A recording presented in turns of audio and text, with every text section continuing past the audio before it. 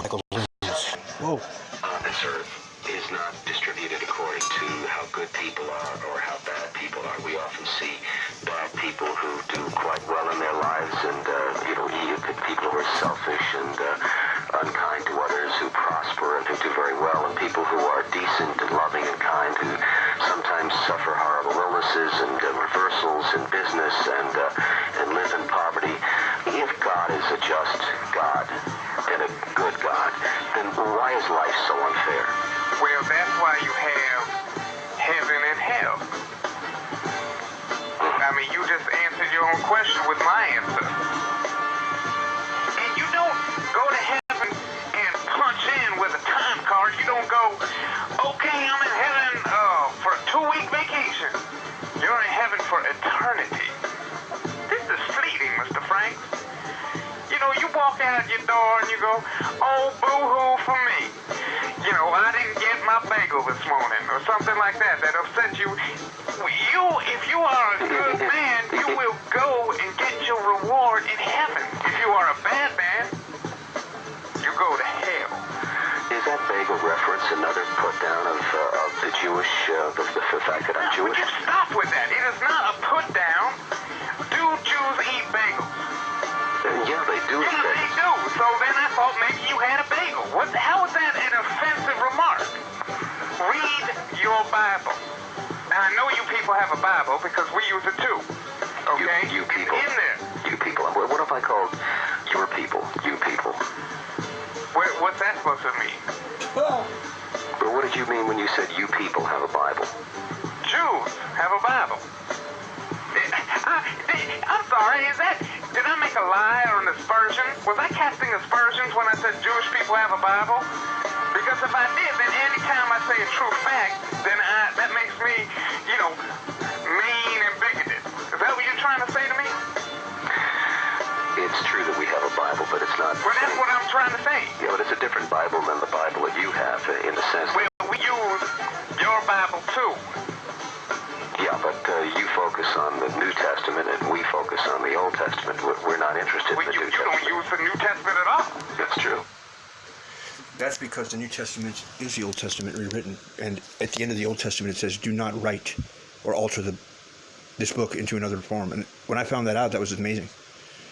They've added things, but basically it's a human-made book that's interpreting the original Bible. That's frightening to me. If I was them, I would become righteously indignant. Do you know what that means? Who the hell is righteously indignant? That's who I am. I am the righteously indignant.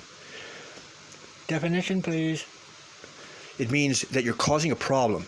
You're in a riot. You're creating a lot of problems right now, but you're not wrong in what you're saying. You're right. But you're being indignant about it because, well, some people just don't want to apologize. That's right.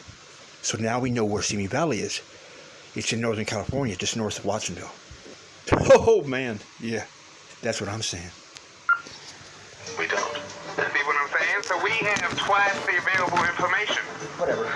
Well, I mean, it could be argued that I have the book that's the foundation of everything that has come since then, the book that tells the fundamental truth, and you have some offshoot, something that came later that doesn't have the depth and doesn't resonate the same way. Well, Mr. Franks, I'll tell you what, why don't you go find someone to argue that with, and then come back to me, and we'll continue this conversation, and I will wait on the phone line for you to get done with that futile exercise. Get who?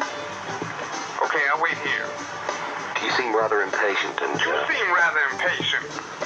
Well, you seem hostile. Well, you seem hostile. I'm just listening to you. I'm listening to what you're saying to me, Mr. Frank, can I quote a good friend of mine? Sure. His name was Rodney King. He was severely beaten by 4 white policemen on a routine traffic stop. When he was beaten, the world broke out in riots. They were righteously indignant. He said to everyone, can't we all just get along? That's something that I think about every day. Every day. Now I say to you, Mr. Frank, can you and I just get along?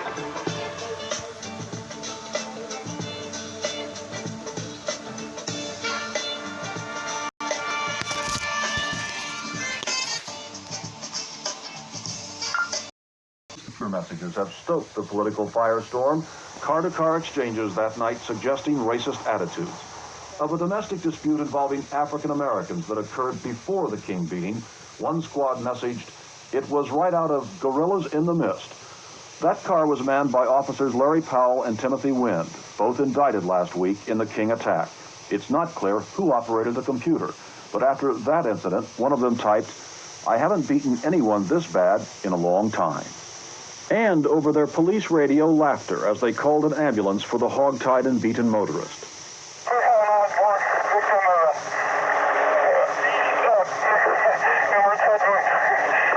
This from a supervising sergeant to a command center.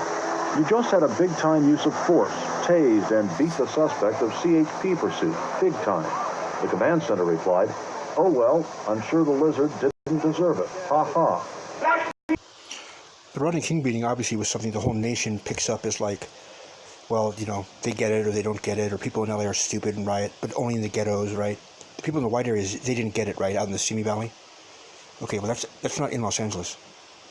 It's a world of difference between us and them. Now, we knew what was going on. I knew there was going to be a riot. A lot of people did. All right? And what was our problem? Well, our problem was with white people. The news didn't tell you that. And nothing's changed since then. I have to say, I was pretty much shaped out of what I saw you guys do, not the black guys, what I saw white people do.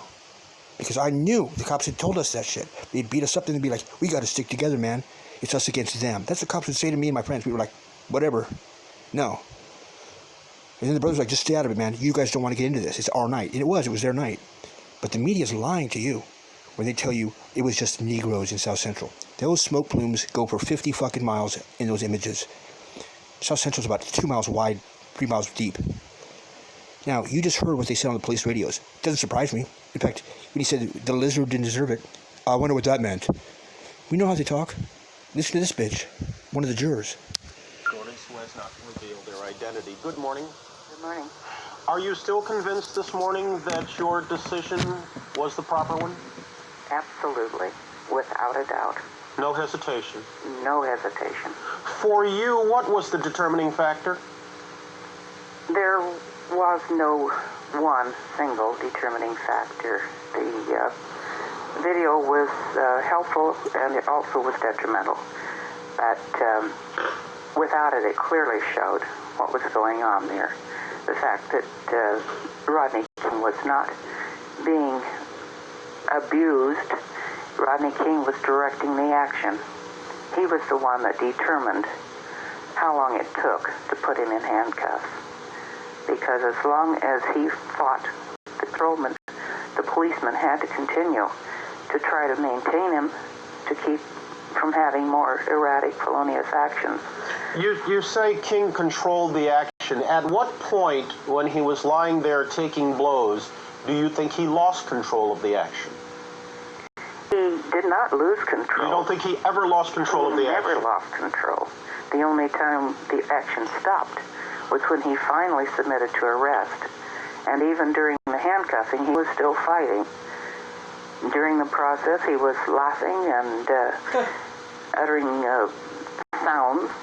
And, he was in complete control. The mayor, the governor, even the president of the United States expressed outrage after seeing the video. And for a lot of people, the video spoke for itself.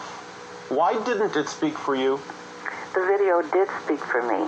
When I first saw it on the air, when this incident first occurred, I was appalled.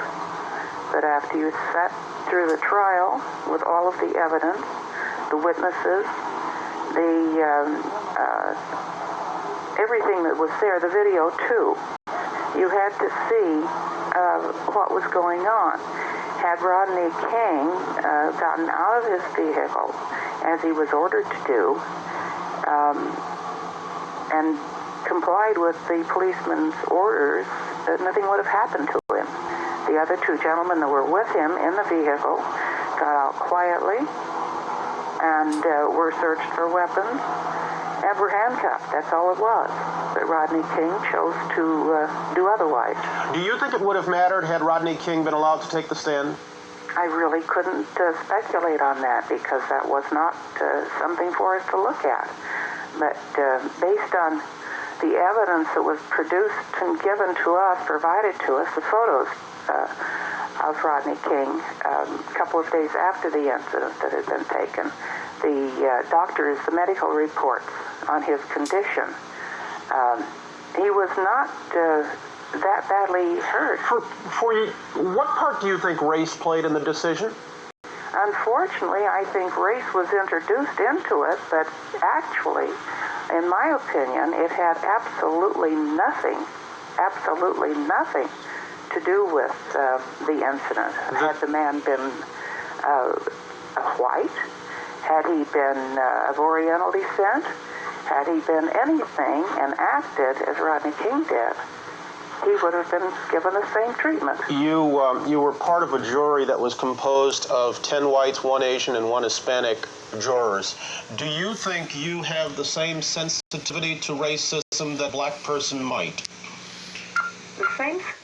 Now, let's go back over this and show you why is the devil trying to kill me. Don't take my medication again, asshole. All right? No, I'm talking about my Klonopin. Don't fuck with my shit. I've given you everything else. Don't fuck with my shit. You owe me. She said that we're covering her voice to hide her identity. Does that sound like a muffled voice to you? Of course not. Listen to everything she said. You know how inflammatory that is?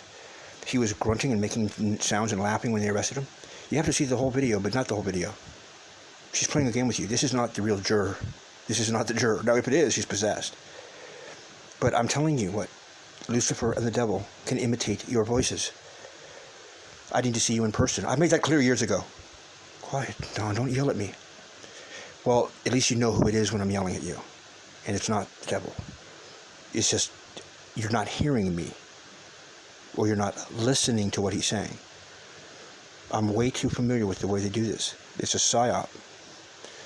I trained you for years and you turned on your master.